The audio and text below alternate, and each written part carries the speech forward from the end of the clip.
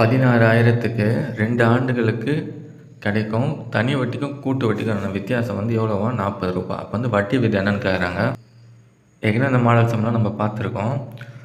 First எண் வந்து எத்தனைப்பாங்க, அதாவது எத்தனை வருஷத்துக்கு அவங்க கொடுத்துருக்காங்கன்னு பாருங்கள். இங்கே வந்து நம்ம கேள்வி வந்து 2 வருஷம்.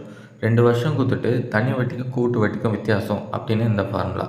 சப்போஸ் 3 வருஷம் கொடுத்துட்டு டிஃப்ரென்ஸ் கொடுத்துருந்தாங்கன்னா வந்து இந்த ஃபார்முலா வந்து நம்ம யூஸ் பண்ணணும். 3 வருஷம்னா PR². இதே ஃபார்முலா தான். மேலே வந்து என்ன வரும், இது கூட ஒரு 300 + R வரும். கீழே வந்து 100² / 100³ இப்போ 2 வருஷம்னாலும் நம்ம இதே யூஸ் பண்ணிக்கலாம். PR² / 100². சரிங்களா? இப்போ வந்து டிஃப்ரென்ஸ் எவ்வளோ கேள்வியில் கொடுத்துட்டாங்க இல்லையா, 40. அதை இங்கே போட்டுங்க. அப்புறம் பிரின்சிபல் எவ்வளோ, 16,000 இங்கே போட்டுங்க. ஆர் வந்து எவ்வளோ அதுதான் நம்ம கண்டுபிடிக்கணும். கீழே வந்து 100².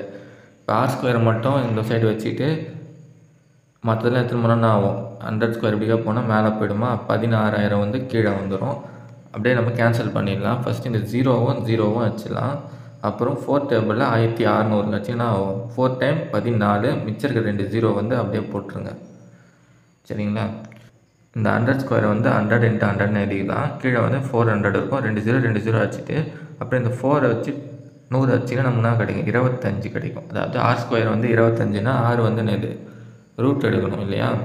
ரூட் 25 ரூட் எத்தனை வரும், 5 × 5 வரும்.